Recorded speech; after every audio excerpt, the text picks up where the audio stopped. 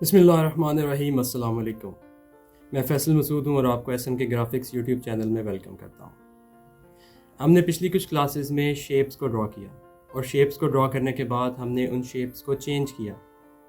आज की क्लास में हम ये सीखेंगे कि कैसे हमने पेन टूल की मदद से उन शेप्स को ज़ीरो से ड्रॉ करना है। पेन टूल की मदद से हम एंकर पॉइंट्स ड्रॉ करते हैं और इलस्ट्रेटर उन एंकर पॉइंट्स को आपस में पाथ के ज़रिए मिला देता है। तो हम पेन टूल की मदद से ओपन पाथ या क्लोज्ड पाथ क्रिएट कर सकते हैं।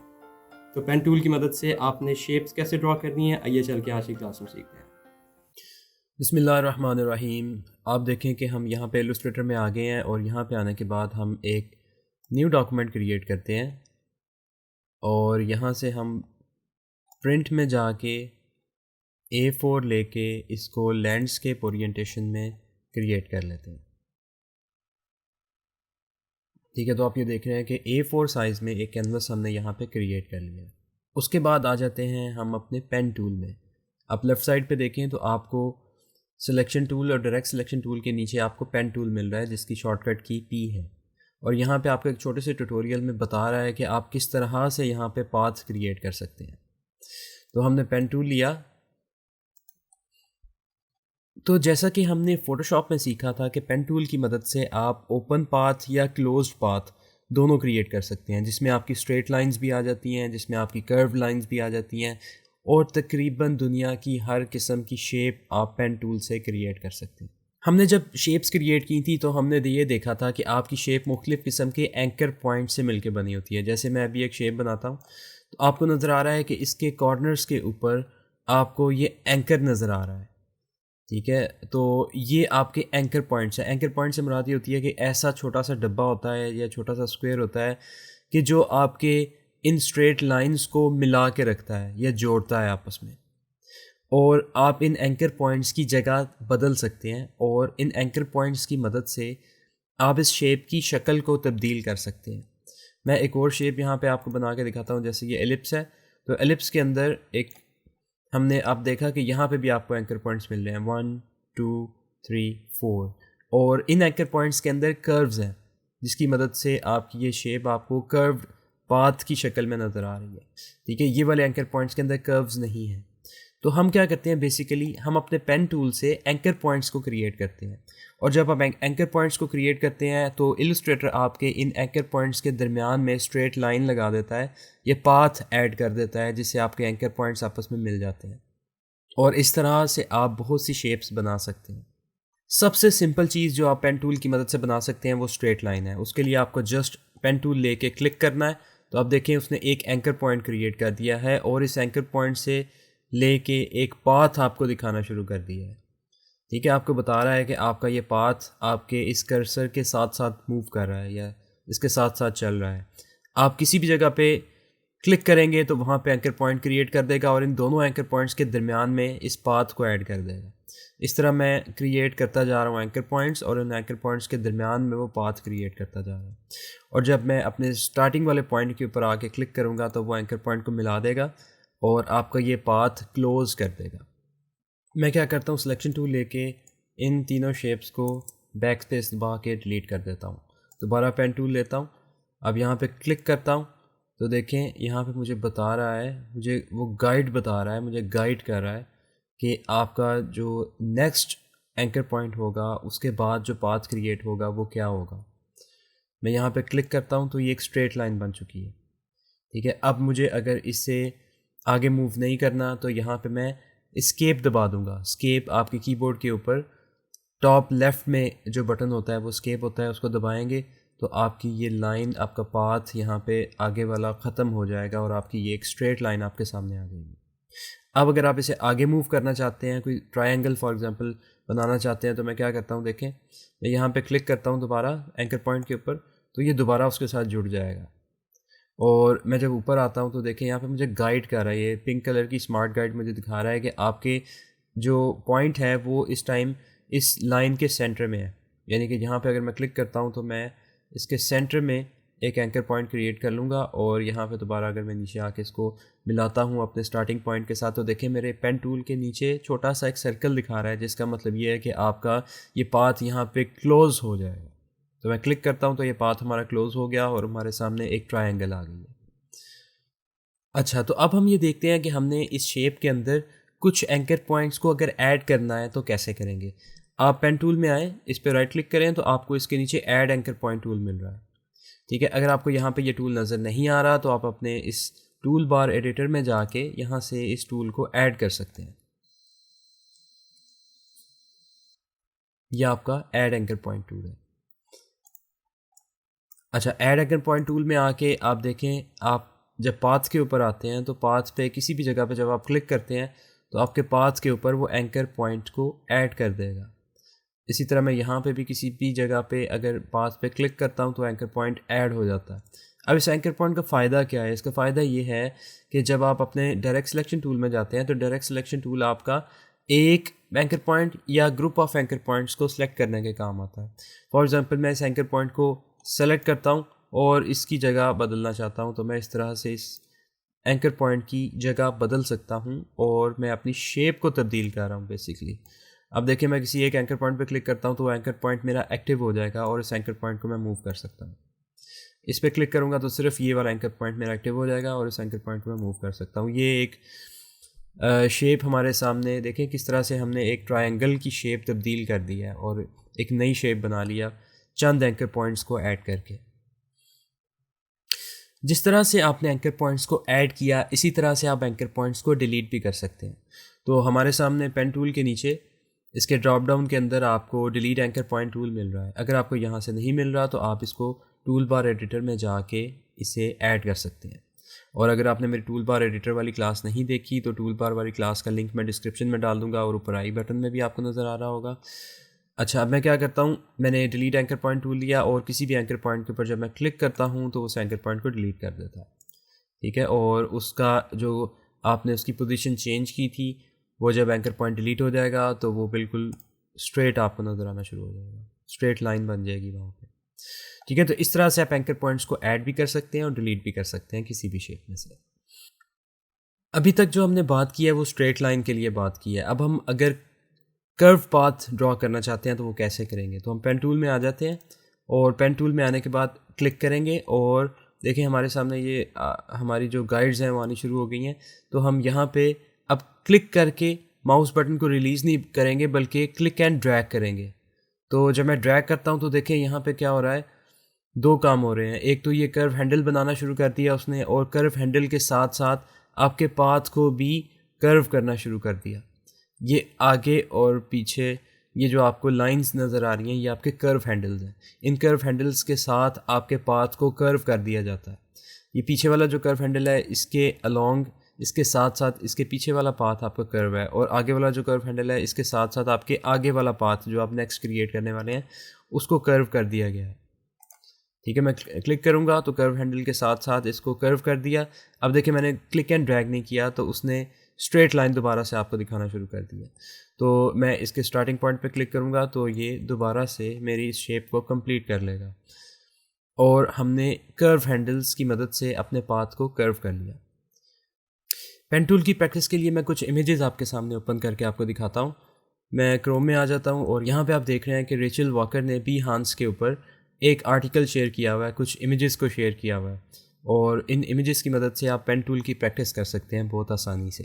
तो इन इमेजेस को मैंने डाउनलोड करके रखा हुआ है, वन बाय वन मैं इन्हें ओपन करूँगा और आपको ड्रॉ करके दिखाता हूँ कि किस तरह से आप इनके ऊपर पेन टूल की प्रैक्टिस कर सकते हैं। जी, तो सबसे पहले हमने इस पहले इमेज को ओपन कर लिया। जैसा कि हमने फ़ोटोशॉप की क्लास के अंदर हमने सीखा था कि कैसे आपने पेन टूल को यूज़ करना है। यहाँ पे पेन टूल को यूज़ करना बहुत आसान है फ़ोटोशॉप की निस्बत। तो मैं क्या करता हूँ, यहाँ पे उसने एक्सप्लेन किया हुआ है आपको कि आप अगर जहाँ पे रेड डॉट देखें तो वहाँ पे आपने click once in the middle करना है, यानी कि एक दफ़ा क्लिक करना है। तो रेड डॉट के ऊपर हम एक दफ़ा क्लिक करते हैं और यहाँ पे क्लिक करते जा रहे हैं और हम अपनी एक शेप यहाँ पे बना लेते हैं। तो ये हमारी एक शेप बन गई है स्ट्रेट लाइंस को मिला के। हम इसको सिलेक्शन टूल से उठा के यहाँ पे प्लेस कर देते हैं और इसके अंदर कलर चेंज कर लेते हैं, अपनी मर्ज़ी का कोई भी कलर फिल कर लेते हैं। ठीक है, तो बेसिकली हम इन दोनों शेप्स को इसी तरह ट्रेस करके या बना के यहाँ पे प्लेस कर देंगे। और अगर हमने कर्व पाथ बनाना है, तो कर्व पाथ बनाने के लिए मैंने एक दूसरा इमेज यहाँ पे ओपन किया हुआ है। तो इसमें देखिए उसने आपको बताया हुआ है कि जहाँ पे ब्लू कलर का आपको ये डॉट नज़र आए या सर्कल नज़र आए, तो आपने क्या करना है, क्लिक एंड ड्रैग करना है यहाँ पे। तो मैंने पेन टूल लिया और यहाँ पे मैं क्लिक करूँगा और माउस बटन को रिलीज़ नहीं करूँगा, ड्रैग करके ब्लू वाले पॉइंट के ऊपर ला के अपने माउस बटन को मैं रिलीज़ करूँगा। और अगर मैं शिफ्ट दबा लेता हूँ तो वो बिल्कुल स्ट्रेट लाइन के अंदर उसको रखता है, उसको चेंज नहीं करता। तो मैं यहाँ पे क्या करूँगा, रेड पे क्लिक करूँगा, ड्रैग करूँगा शिफ्ट दबा के और ब्लू पे ला के रिलीज़ करूँगा। इसी तरह मैं रेड वाले बटन के ऊपर क्लिक करता हूँ, शिफ्ट दबाता हूँ, ब्लू पे ला के यहाँ पे ला के छोड़ता हूँ, और रेड पे क्लिक करूँगा, ड्रैग करूँगा शिफ्ट दबा के और इसको ब्लू पे ला के छोड़ूँगा। अब ये देखें, यहाँ से आपने कर्व पहले ही बनाया था, तो आप इसको क्लिक करें, ड्रैग करें, शिफ्ट दबाएं और ब्लू पे ला के यहाँ पे छोड़ दें। ठीक है, तो हमने एक सर्कल बना लिया और इसको मैं सिलेक्शन टूल से उठाता हूँ और यहाँ पे प्लेस कर देता हूँ। इसका कलर मैं अपनी मर्ज़ी से चेंज कर सकता हूँ। इस तरह से मैं ये तमाम सर्कल्स एक एक दफ़ा ड्रॉ करूँगा। ठीक है, मैं ड्रॉ नहीं करूँगा, आप लोग ड्रॉ करिएगा, आप अपनी प्रैक्टिस के लिए इसको ड्रॉ करिएगा। मैं नेक्स्ट शेप पे आ जाता हूँ और यहाँ पे आपको बताता हूँ कि कैसे हमने बिल्कुल इसी तरह से यहाँ पे पाथ ट्रेस करना है। तो मैंने पेन टूल लिया और यहाँ पे वही रूल है, सेम रूल है, रेड वाले सर्कल के ऊपर आपने क्लिक करना है सिंगल टाइम, और जहाँ पे आएगा आपका ब्लू वाला सर्कल तो वहाँ पे क्लिक एंड ड्रैग करेंगे।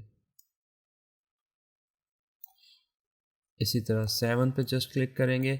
अच्छा, ये देखें दरमियान में शेप बनाना शुरू हो गया। अगर आप ये शेप नहीं चाहते तो आप यहाँ से क्या करें, इसको स्वैप कर लें। स्वैप करेंगे तो ये स्ट्रोक ऐड करना शुरू कर देगा, फिल को ख़त्म कर देगा, फिल वाला कलर आपके स्ट्रोक में डाल देगा। तो मैं स्ट्रोक यहाँ पे लगा देता हूँ अपनी आसानी के लिए, और क्लिक एंड ड्रैग, यहाँ पे जस्ट क्लिक। अच्छा, स्पेस बार दबा के हमारे सामने ये पेन टूल आ जाता है, तो स्पेस बार दबा के मैं इसको ड्रैग करता हूँ, क्लिक एंड ड्रैग, यहाँ पे जस्ट क्लिक। अच्छा, ये आधा आपने बना लिया है और बाकी आधा बनाने की ज़रूरत नहीं है, इसी को कॉपी पेस्ट करेंगे लेफ़्ट साइड पे। तो मैंने एस्केप दबा लिया, एस्केप दबाऊँगा तो ये आगे से इसको छोड़ देगा। अब मैं सिलेक्शन टूल लेता हूँ, ये पाथ हमारे पास आ चुका है, इसी पाथ को मुझे कॉपी करना है। तो पाथ को कॉपी करने के लिए या किसी भी शेप को कॉपी करने के लिए हम इसको Ctrl+C और Ctrl+V करते हैं तो हमारा कॉपी हो जाएगा। दूसरा तरीका यह है कि हम Alt दबा के क्लिक एंड ड्रैग करेंगे तो हमारे पास उसकी कॉपी आ जाएगी। तो अब हमें इसे करना है फ्लिप हॉरिजेंटल। तो इस पर मैं राइट क्लिक करता हूँ और इसको मैं क्या करता हूँ, ट्रांसफॉर्म में जाता हूँ और यहाँ से मैं इसको कर लेता हूँ रिफ्लेक्ट। तो रिफ्लेक्ट करके मैं इसको ओके कर देता हूँ और यहाँ पे उठा के मैं इसे प्लेस कर देता हूँ। ठीक है, स्मार्ट गाइड्स आपको बताती जा रही हैं और आपने देखें इसको बड़ी खूबसूरती से यहाँ पे प्लेस कर दिया है। अब आप एक काम ये कर सकते हैं कि आप इन दोनों एंकर पॉइंट्स को ज्वाइन कर सकते हैं।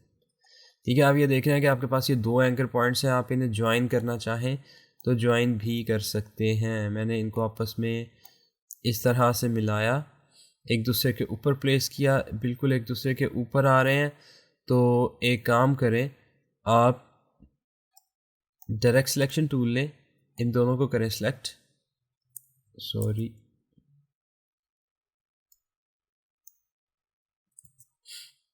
अच्छा, आपकी ना नीचे वाली जो आपकी ये नीचे वाली जो आपका इमेज है ये मूव कर रहा है, तो इसको मैं क्या करता हूँ लॉक। मैं लेयर्स में आ जाता हूँ, जिस तरह फोटोशॉप में लेयर्स होती हैं इसमें भी लेयर्स होती हैं और लेयर्स के अंदर सब लेयर्स होती हैं।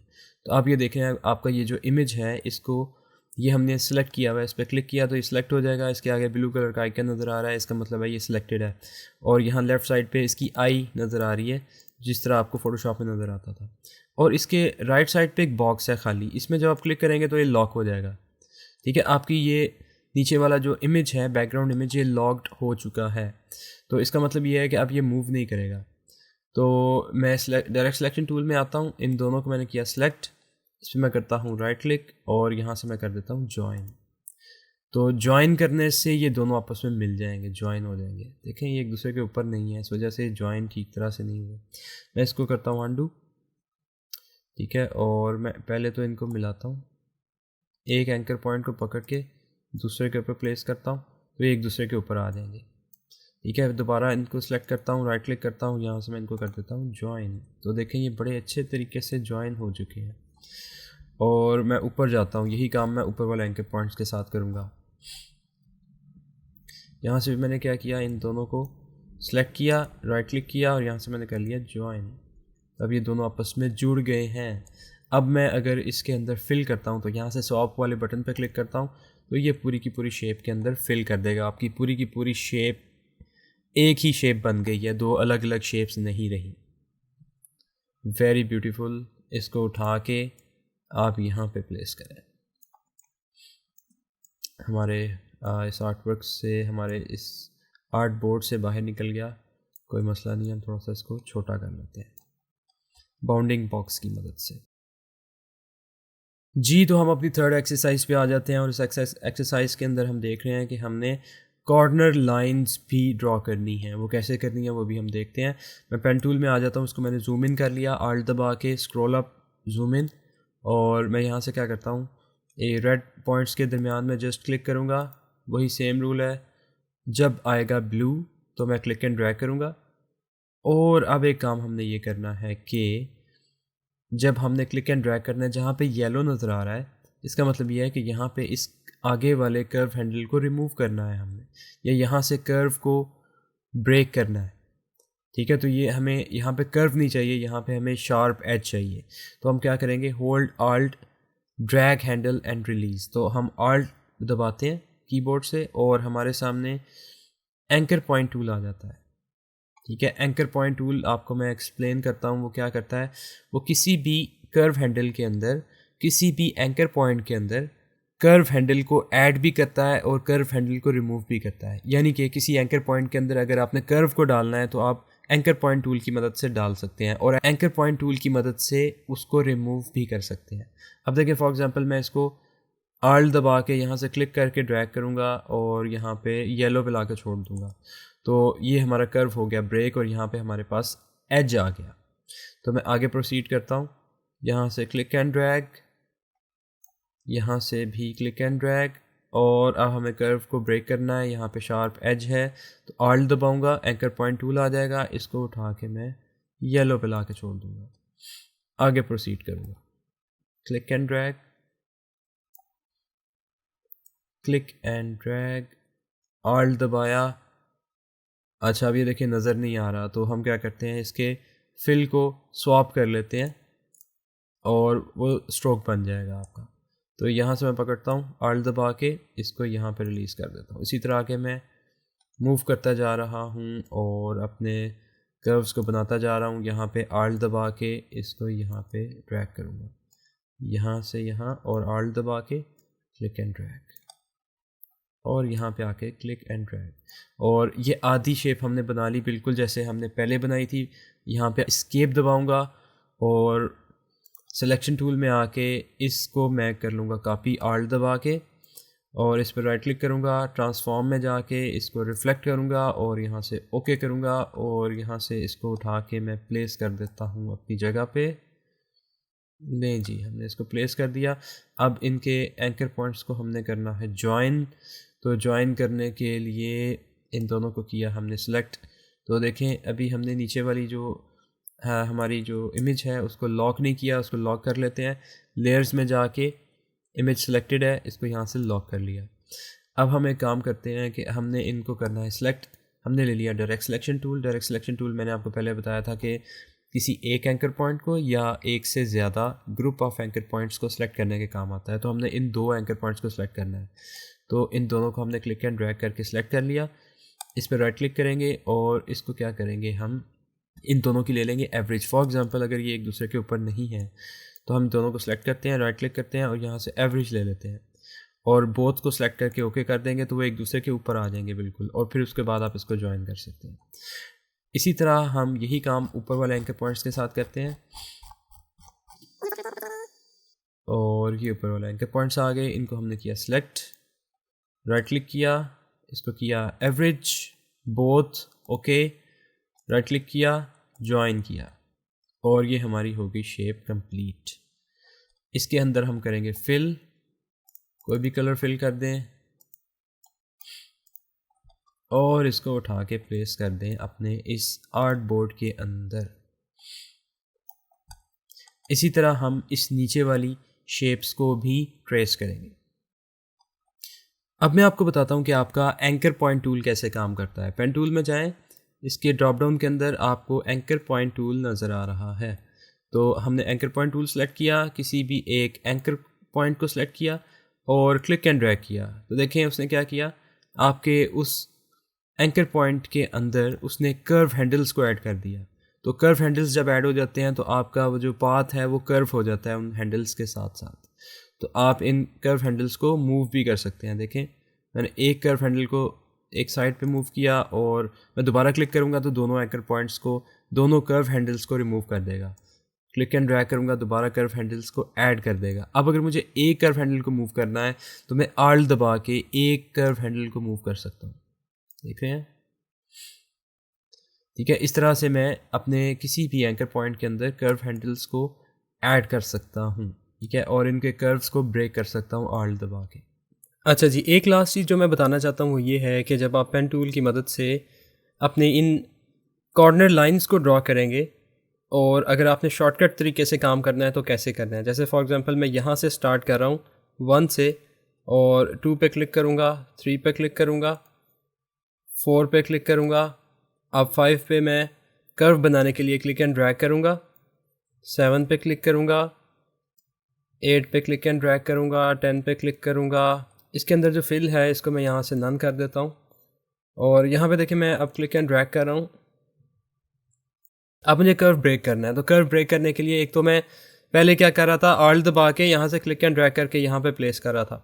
अब मैं क्या करता हूँ, जस्ट यहाँ पे इस एंकर पॉइंट के ऊपर, लास्ट वाले एंकर पॉइंट के ऊपर एक दफ़ा क्लिक करूँगा तो आगे वाले कर्व हैंडल को रिमूव कर देगा और मैं इस तरह आगे प्रोसीड कर सकता हूँ। मैं दोबारा आपको एग्जांपल देता हूँ, यहाँ से स्टार्ट करता हूँ, click and drag, click and drag, click and drag. अब देखें यहाँ पे मुझे इस कर्व को रिमूव करना है तो यहाँ पे एक दफ़ा क्लिक करूँगा तो एंकर पॉइंट, आगे वाला जो कर्व हैंडल है वो रिमूव हो जाएगा और मैं आगे प्रोसीड कर सकता हूँ। यहाँ पे एक दफ़ा क्लिक करूँगा और यहाँ से मैं इसको मिला दूँगा, ठीक है। तो जस्ट क्लिक करने से भी आपका कर्व हैंडल आगे वाला रिमूव हो जाता है और आप प्रैक्टिकल लाइफ के अंदर जब आप प्रैक्टिकल करेंगे तो इसी तरह पेन टूल को यूज़ कर रहे होंगे। बिल्कुल इसी तरह मैं आपको एक एक्टिविटी देता हूँ कि आपने इस स्पाइडर को ट्रेस करना है पेन टूल की मदद से और यहाँ पे प्लेस करना है। तो मैंने कोशिश की है कि आपका पेन टूल, आपको मैं कम से कम टाइम में ज़्यादा से ज़्यादा पेन टूल के बारे में सिखा सकूँ। आपका अगर कोई क्वेश्चन है तो आप मुझे कमेंट में पूछ सकते हैं। तो इंशाल्लाह आपसे मैं अगली क्लास में मिलता हूँ। Thank you very much. जी, तो आज आपने पेन टूल की क्लास में ये सीखा कि कैसे हमने पेन टूल को यूज़ करना है, पेन टूल को यूज़ करते हुए शेप्स को कैसे ड्रॉ करना है। पेन टूल के लिए ये जो प्रैक्टिस फाइल्स हमने यूज़ किए हैं इसका लिंक मैंने डिस्क्रिप्शन में डाल दिया है, वहाँ से जाके इन फाइल्स को डाउनलोड कर सकते हैं। आपसे बहुत जल्द मैं एक नई क्लास में मिलूँगा इंशाल्लाह। अपना ख्याल रखिए। Thank you very much. अल्लाह हाफ़िज़।